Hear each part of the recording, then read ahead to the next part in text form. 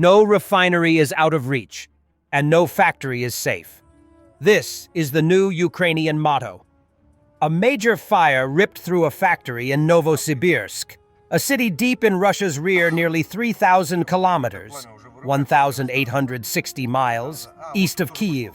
The blaze reportedly affected a facility supplying materials to Russia's defense industry, according to local media and eyewitness reports shared on Telegram.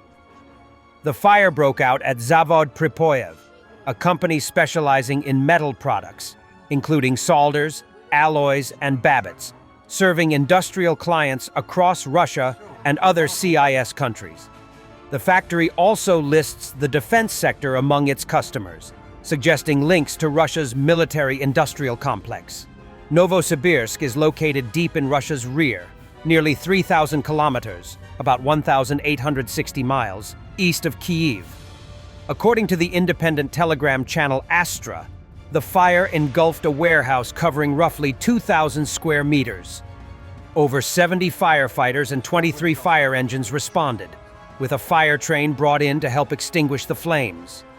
Russian media RIA Novosti cited the emergency ministry as saying the fire has been localized and that no casualties were reported. The cause of the blaze remains under investigation. Zavod Pripoyev produces non-ferrous metals including tin, lead, zinc, copper, and silver, materials commonly used in electronics and military components. Neither Russian nor Ukrainian officials have commented on whether the fire will affect defense production.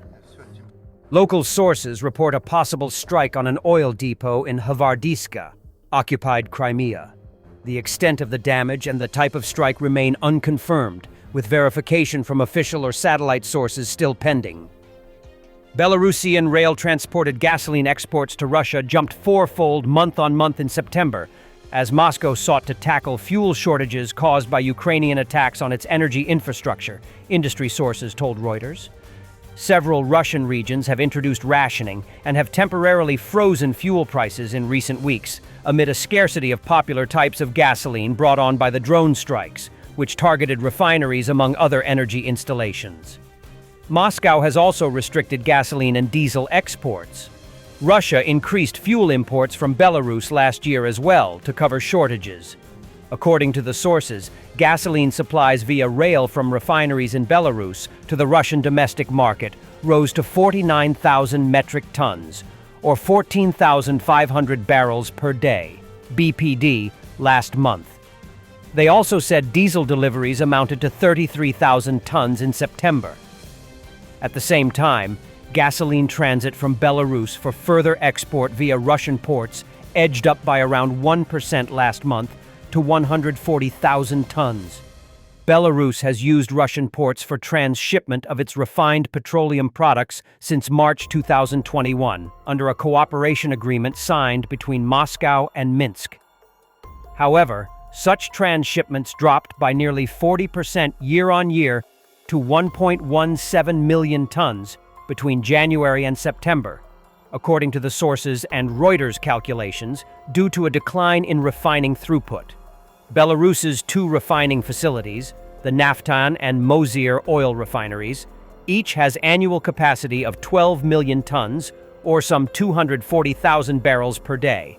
But they typically produce around 9 million tons per year, or roughly 180,000 barrels per day. During counter-battery operations in Donetsk region, Ukraine's 55th Artillery Brigade uncovered and destroyed relics, including an ML-20 howitzer produced in the USSR before World War II.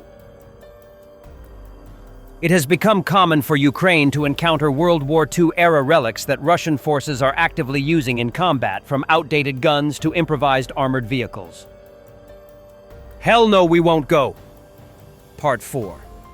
What can be done to make going to war more attractive for increasingly skeptical Russians?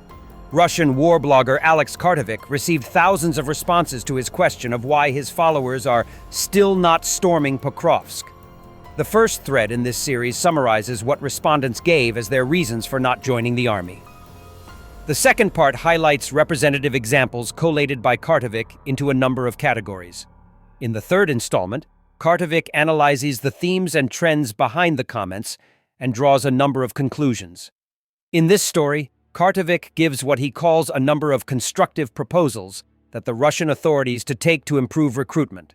It's doubtful that any of this would happen, though, as it would require military structures and attitudes to change drastically. Constructive proposals: transparent and fixed contracts, refusal of automatic renewal, option of smaller bonuses in exchange for a strictly fixed term, honest communication of conditions, regional cases where the campaign was built in a humane manner, guarantees of service in a specialism, protection of UAV/EW/communications operators and technicians from dissolving in assaults, securing positions when transferring mobilized personnel to a contract, reforming training with a focus on the small sky, low altitudes, mass anti-drone training, integration of EW/SIGINT drone operators, targeted fire/tactical training against UAVs provision and reduction of cashback from personal salaries, communications, medical kits, UAVs, building materials at the expense of the state, ending the monopolization of humanitarian aid, command responsibility for losses. The fighter is a valuable asset. Material and personnel liability for excessive avoidable losses. Retraining in the case of serious miscalculations. Justice and symbolic cases. Public and fair decisions on high-profile episodes, including Puzik, notorious commander who sent 2 UAV pilots to their deaths for reporting his drug-dealing activities, witness protection, personnel and institutional purges/control. The fight against corruption and false reporting. The promotion of frontline commanders. External control loops. Communication and common sacrifice. Direct conversation with society. Demonstration of elite participation. Formulation of clear goals. Strategic alternative. Recognition of the limits of volunteerism for the infantry and the choice of a recruitment model. If voluntary, then fix it. If not, openly change it. Conclusions. Money has ceased to be convertible into recruitment. Without legal certainty, fairness, and meaning, the increase in payments will not be transformed into contracts. Intra-system practices, deception, all-out assault, false reporting, failure of the small sky are the key barrier. This is an organizational, not a PR problem. One illustrative case can zero out, destroy a recruitment campaign. For the current wave, the symbol is Puzik. Until there is a fair outcome, trust cannot be restored. There is a pool of here and now measures, fixed contracts, protection of military specialisms, anti-drone training, material support, commander's responsibility. This does not require miracles, but political will and managerial resources. Strategically, an honest choice of the recruitment model is needed. Fix the volunteer one and restore trust, or recognize its limits for the infantry and change the approach. Russia has once again launched overnight drone strikes targeting Ukraine's energy infrastructure, with serious damage reported at a thermal power plant operated by DTEK.